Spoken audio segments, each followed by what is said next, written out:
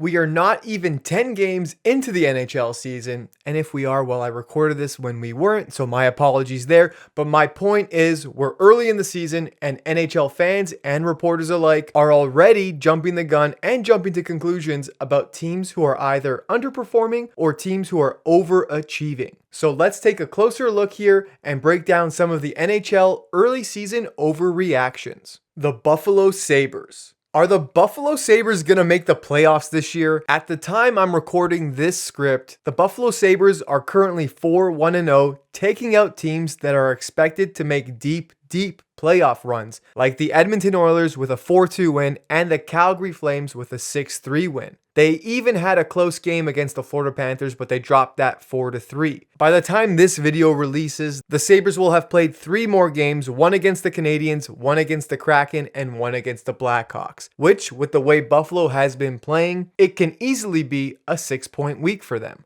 Coming into this season, expectations for the Sabres were not that high, which is why they're making so much noise to start off the season. I mean, last season through 54 games, the Sabres had 16 wins. So it makes sense to have all this excitement around this team. Plus, with all the young talent they have, like Tage Thompson, who scored an absolutely filthy goal against Edmonton the other day. Let's play that real quick.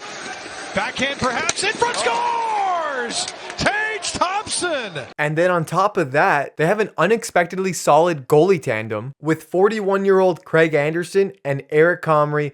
They could actually have one of the most successful seasons in recent history. 5 games into the season and they're tied with having the lowest amount of goals against with 11, and goalie Eric Comrie became the first goalie in Sabres history to post 40+ saves while winning consecutive games. But let's not get ahead of ourselves here. Yes, they're proving to be a pesky team to play against, and they're going to be stealing wins from good teams all season, but it's not enough to end their 11-year playoff drought. Don't get me wrong, they're not far away from being playoff contenders, but the Atlantic Division is just too tough right now for them to even contend for a playoff spot. The style of hockey this team is playing right now is impressive and they're really fun to watch, but I can't see them keeping up this level of play throughout the entire season. I think they can be like Anaheim last year. For the first half of the season, they're cruising, and then the second half, they just couldn't keep that momentum and they fall flat. Teams are still trying to find their legs. I mean, the Leafs, who we're going to be talking about later in this video, are off to a weird start, dropping games to like Montreal and Arizona, but they're a top 3 team in this division along with the Panthers and the Lightning, who will likely be running the Atlantic Division by the end of this season. With all that being said, looking at their young core, Dahlin, Thompson, Cousins, Power, Peterka, and then you have a veteran group like Tuck, Skinner, Okposo, the Sabres have put their bad days behind them and they're reinventing themselves to be a strong, skilled group of players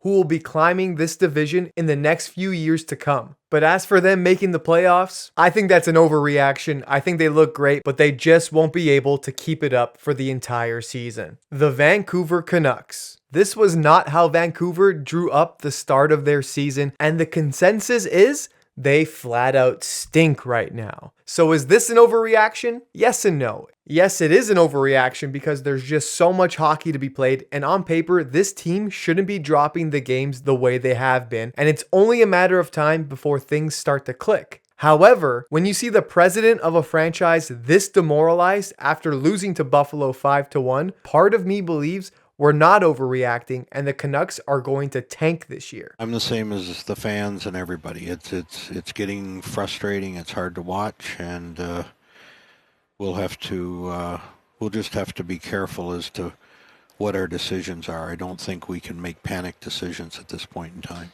Is it fair to place the blame on head coach Bruce Boudreau? I mean, it's an interesting situation. It's not like the team doesn't have any talent on it and that's why they're losing. They're losing because they're blowing leads. They're turning the puck over way too much. Their PK stinks. 5 of the 6 power play goals against came within the first 20 seconds of being on the penalty kill. It doesn't help that they're not winning faceoffs in their own end either when they're shorthanded. It's coming down to the effort that's being put on the ice by the players, and that's why I don't think it's easy to label this as an overreaction. I mean, there are some serious problems with your team if you're blowing leads in 5 straight games. Let's throw to a clip of them getting scored on just for fun, and you can understand the pain they're going through. Right wing scores! Jackets win! Is it on coach Bruce Boudreau to motivate these guys to come out in the third? Here's what he had to say on the matter. You have a really good second period and aren't excited about coming out in the third and doing the same thing as you did in the second. And just looked like there was very little effort. Collectively as a team, the Canucks have problems in their own zone, and if they can't find answers in the next few weeks, they're digging themselves into a hole that's going to be almost impossible to climb out of. How are you feeling about the Canucks, and is this an overreaction based on a small sample size of their games? Let us know in the comments below, and while you're there, give us a like, and if you haven't yet, subscribe to our channel. We appreciate you taking the time to watch our content. The Montreal Canadiens. Similar to the Sabres, expectations for this team were not high coming into this season, so when they came out of the gate, taking away wins from the Leafs and the Penguins, the Canadiens had the hockey world buzzing. As a Leafs fan, for the last few years, I found myself watching the Canadiens just saying, how are they winning? I mean, except last season because, they didn't do much of that. But this year, I'm saying it again, and when I'm watching their games, I'm honestly jealous of them. We're watching a Montreal team that is having more fun than any other team on the ice right now. Yes, their D and their goaltending are not the best, but this team knows how to score and they're playing with so much confidence. I love this team's forward group. Cole Caulfield has found his stride. Nick Suzuki is stepping up and looked unreal pulling off the Datsuk. And then he just flips it ever so slowly up into the top corner. Plus there's Kirby Dach, Mike Hoffman, Brendan Gallagher, Jonathan Drouin, Josh Anderson, Evgeny Dadonov, Sean Monahan. I mean, these guys can all be offensive threats on any given night, and they've been really fun to watch so far. Except for the game against the Red Wings when, they got shut out. But hey, that happens, and like I said, we don't have high expectations for them, so we'll let that one slide. Another reason why they're great to watch is their young group of defensemen. Yes, having these young D comes with its challenges, but Montreal's future is bright and their rebuild seems to have been fast-tracked as this team looks like they can be competitive sooner rather than later. But, I mean, they're 3-3 so far this season. It's not like they're playing perfect hockey and it's halfway through the season and they're well over 500. This is just a team that's finding its identity and it's a lot of fun to watch, and they're taking advantage of some other teams who are having some really slow starts. I can only say it so much. They're fun to watch, but there's just too much hockey to be played, and I can't see the Canadiens climbing the ranks of their division, but I'm honestly looking forward to seeing them steal points from teams who play them soft, just like the Leafs did. And if you're a Leafs fan judging me for saying that, watch this and tell me you're not just a little hyped on this team. Jack-Eye, the young defenseman. Oh man, they're throwing some bombs. Oh my. Yeah, that's what I thought. Moving on. Lastly, let's talk about the Leafs, the Lightning, and the Oilers. All three of these teams have pretty good odds of winning the Stanley Cup this year, but you wouldn't know it based on their play so far. With their slow starts, a lot of people are questioning where these teams are going to end up. I'm going to go ahead and tell you now, I am not buying into these overreactions, and here's why. The makeup of all three of these teams are looking very similar to how they looked last season. Looking at the Leafs, they definitely had a shaky start, losing to Montreal and then losing to the Coyotes. Yes, that was embarrassing.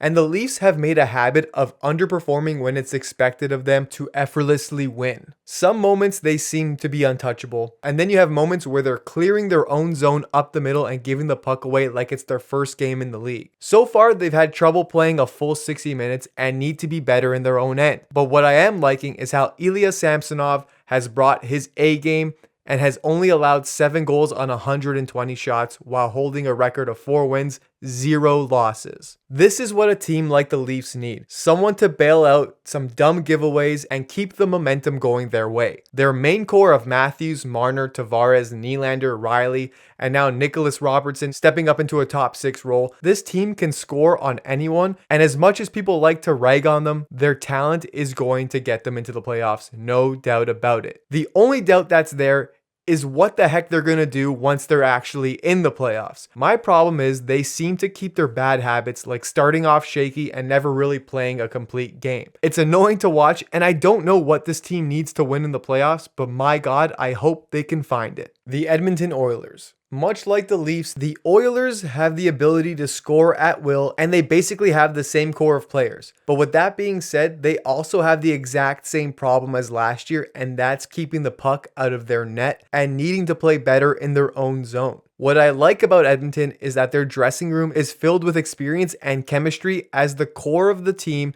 has been together for the majority of the last decade. Unfortunately, goaltending remains to be a problem, and I don't think Jack Campbell is the best starting goalie in the league. However, it is an upgrade from Mike Smith, and I don't think the expectation was for Campbell to be playing like Vasilevsky. Over the last 4 games Campbell's played, not including the one against the Flames where he was pulled, Campbell made some solid saves, giving the Oilers a chance to win, which they did against Carolina, who I believe is a Stanley Cup contender this year. Steal by Natchez. Here's a chance, and what a save by Campbell. Rebound off the side of the net from Svechnikov. Kotkaniemi again, and another save, Campbell. So again, yes, they've played a bit of an incomplete game, and there's a lot of room for the Oilers team to improve, but I'm not buying into these overreactions, and I think we're going to be seeing them in the conference finals once again. As for the Tampa Bay Lightning, it's a little different when it comes to their situation. Being denied their three-peat last season, I can't help but think this team is just taking some extra time to get back to the form that got them into the finals the last 3 years. Getting to the finals is exhausting. Doing it 3 years in a row, I can imagine it takes a long time to recover mentally and physically. So seeing that they came out to a slow start this season should not be that shocking to us. Their notable losses this season